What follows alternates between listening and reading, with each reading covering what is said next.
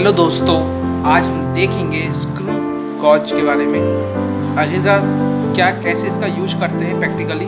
अगर आपको प्रैक्टिकली समझ में आ जाता है तो आपकी सारा कॉन्सेप्ट क्लियर है। इसके क्वेश्चन अच्छे बहुत अच्छे बनते हैं, बहुत सिंपल क्वेश्चन होते हैं। अगर आपको कॉन्सेप्ट आता है तो इजीली आप क्वेश्चन को कर लेंगे।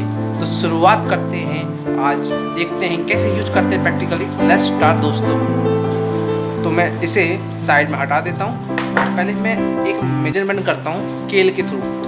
अगर मैं स्केल से मेजरमेंट करता हूँ तो देखता हूँ यार, अगर यहाँ से लेता हूँ 1 सेंटीमीटर, लगभग कितना आता है 0.07 या 0.8। मतलब कि मैं अंदाज़ बता नहीं सकता है कितनी रेडियस है 0.8। अगर चलो मैं अपने एक दूसरे स्केल का कर लेता हूँ डायमीटर। इसकी अपन अगर देखा जाए थिकनेस, इसका देखा लेंथ कितनी है, तो ये लेंथ लगभग मैं कह सकता हूँ 2.5 के समथिंग है। उसके आगे मैं बता नहीं सकते कि कितने mm का है, थोड़ा सा mm है। मतलब कि अगर देखा जाए इसको तो थोड़ा मतलब कि 2.5 सेंटीमीटर होता है, लेकिन उसके आगे थोड़ा सा 1-2 mm तो है। वो मेरे को इतना क्लियर नहीं अपन समझ पाया, नहीं समझ पाएंगे कि कितना mm का है। तो उसके लिए अपन क्या इस्तेमाल करते हैं, स्क्रू गॉज का। स्क्रू गॉज हमें mm तक की भी हमें बता देते कि कितने mm तक का है ये, ठीक है। अपना ये स्क्रू गॉज होता है, बहुत तरीके आपको 10 mm के मिल जाएंगे, कई mm के मिल जाते हैं। अपने पास कितने का 0 से लेकर 10 mm का है। अगर आप इसका देखोगे स्केल, अगर मैं खोलूँ तो आपको ये स्केल दिखाई दे रहा होगा जी। ये लगभग 10 mm का स्केल है, ठीक है, 10 mm का स्केल है। इस स्केल को अपन कहते हैं मेन स्केल। क्या कहते हैं? मेन स्केल कहते हैं।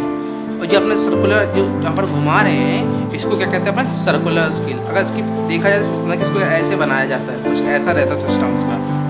दो ऐसे रहता है, खिली रहती है अंदर, और ये अपना ऐसे ऐसे रोटेट करता है, ठीक है। इसे रोटेट करते हैं, इसलिए अपन इसे सर्कुलर स्केल कहते हैं।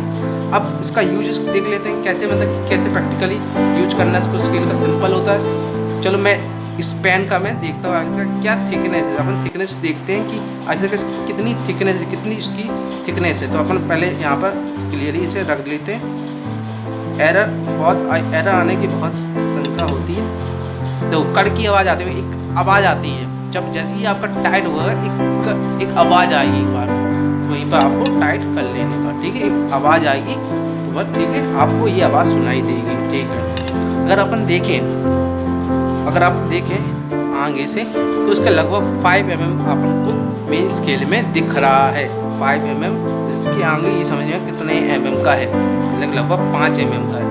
अब क्या होता है, जो अपना 10 है, अपन को 10 दिखाई दे रहा हो 10, और थोड़ा इसको अगर 10 का थोड़ा कॉन्साइड कर रहा है, देखो जो मेन स्केल से वो 10 कॉन्साइड कर रहा है, कॉन्साइड नहीं कर रहा, 10 mm 5 से कॉन्साइड कर रहा है। जो मेन स्केल की, जो अपनी ये मेन स्केल की लाइन नहीं है, उससे 10 वाला, इसको मेन स्केल की लाइन कहते हैं, इसको कॉन्साइड कर रहा है। अब कैसे मेजरमेंट लेते हैं, अपन को पिच के बारे में क्या पता है? तो पिच क्या होती है मैं बताता हूँ। पिच क्या होती है, जब अपन एक रोटेशन करते हैं, मतलब कि इसको मैं हटा देता हूँ, जैसे कि अपना ये 0 में है, 0 सेट करते हो। जब अपन एक रोटेशन करते हैं पूरा, ये 100, ये हो गया 20, सॉरी फिर से स्टार्ट करते हैं 0 से लेकर 10, ये 100, ये अपना हो गया 100 का पूरा एक रोटेशन हो गया। इसमें अपन को 100 डिवीजन दिए हैं, किसी में 50 डिवीजन में आपको क्वेश्चंस करोगे तो किसी में 50 डिवीजन के, ये अपना 100 डिवीजन वाला है। तो जैसे ही एक रोटेशन करता है उसको हम क्या कहते हैं? पिच कहते हैं, ठीक है। अब अपन को क्वेश्चंस में पिच गिवन रहती है, क्या दी पिच दी जाती है कि पिच इतनी है, और अपन को कितने, और ये सर्कुलर स्केल के क्या दिए जाते हैं? डिवीजन इतने हैं, ठीक है। सर्कुलर स्केल के कितने डिवीजन है वो गिवन रहता है। तो अपन पहले इसका लीस्ट काउंट निकालेंगे। लीस्ट काउंट आपको पता है, सबसे छोटी वैल्यू, सबसे छोटी जैसे स्केल की है तो स्केल की वैल्यू अपन को पता है लीस्ट काउंट कितना होता है। तो उसका लीस्ट काउंट निकालने के लिए पहले अपन क्या करते हैं कि least count equal to pitch. अपन को जो भी क्वेश्चन में गिवन है, pitch upon number of division in the circular scale से अगर करोगे तो अपनी क्या निकल जाएगा? लीस्ट काउंट निकल जाएगा। अब बात आती है रीडिंग सर कैसे करें।